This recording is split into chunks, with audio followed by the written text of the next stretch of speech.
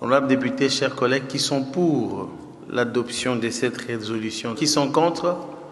Qui s'abstiennent? Au vu du vote, la résolution sur le deuxième recensement de la population et de l'habitat en République démocratique du Congo est adoptée. L'Assemblée nationale de la République démocratique du Congo a tenu ce mardi 24 mars 2026 une séance plénière d'une importance stratégique sous la présidence du speaker de la Chambre basse du Parlement, Aimé Boji Songara.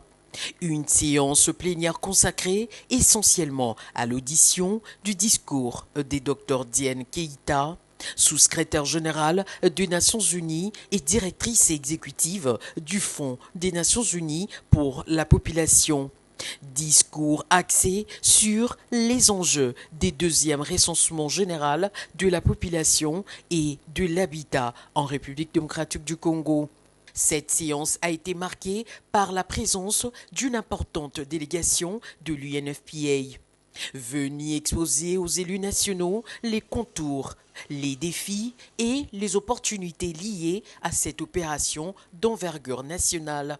Celle-ci constitue un levier essentiel pour la planification stratégique et le pilotage de politiques publiques.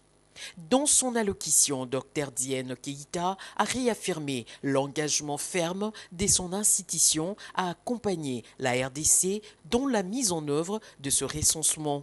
En tant que législateur, vous disposez d'une autorité sans pareille pour garantir le succès de ce recensement.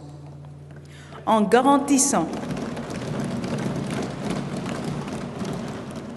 et je le dis avec tout le respect que je dois aux parlementaires du monde entier, en garantissant un financement durable et prévisible pour sa réalisation, en garantissant la supervision, la responsabilité et la confiance du public dans le processus de recensement, en défendant le recensement à l'échelle nationale et dans vos circonscriptions, afin que chaque citoyen et chaque citoyenne comprennent l'importance d'être recensé. Sur le plan procédural, le rapporteur de l'Assemblée nationale, le professeur Jacques Tullier Sengekeli, a procédé à la lecture de deux actes non législatifs, une recommandation adressée à l'exécutif national ainsi qu'une résolution destinée aux députés nationaux conformément aux usages parlementaires.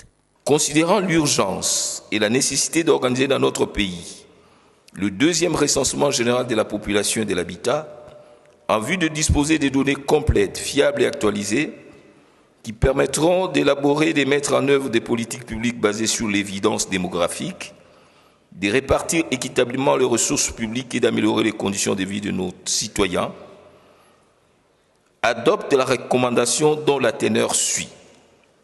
Article 1er.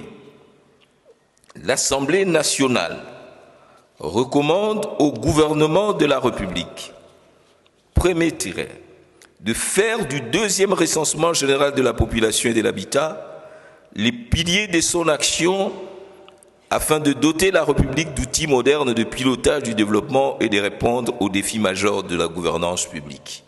L'Assemblée nationale exprime son soutien au deuxième recensement général de la population et de l'habitat en sigle RGPH2 en République démocratique du Congo.